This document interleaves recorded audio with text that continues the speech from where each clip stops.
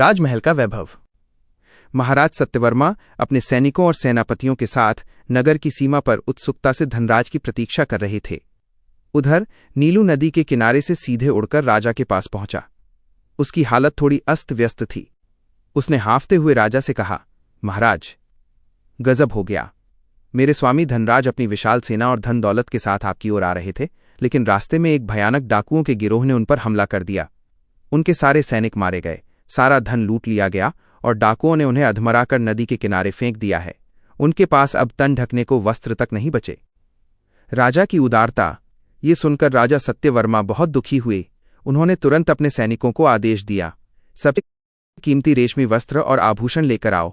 मेरे होने वाले दामाद को सम्मान के साथ पालकी में बिठाकर महल लाओ। सैनिक नदी के किनारे पहुंचे, जहां धनराज दर्द और घबराहट में लेटा था।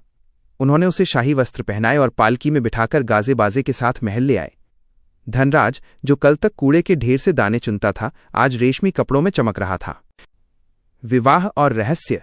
राजा ने अपनी पुत्री का विवाह पूरे धूमधाम से धनराज के साथ कर दिया। धनराज को अब भी यकीन नहीं हो रहा था कि ये सब सच है।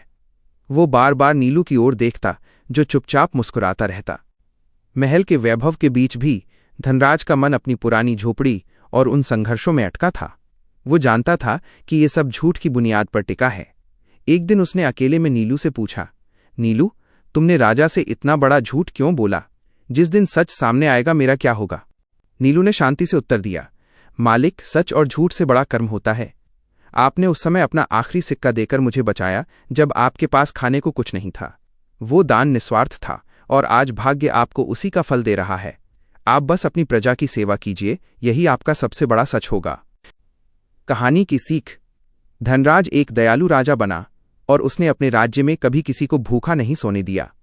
उसने उस कूड़े के ढेर वाली जगह पर एक विशाल अन्न भंडार बनवाया ताकि कोई और धनराज भीख मांगने पर मजबूर न हो। शिक्षा।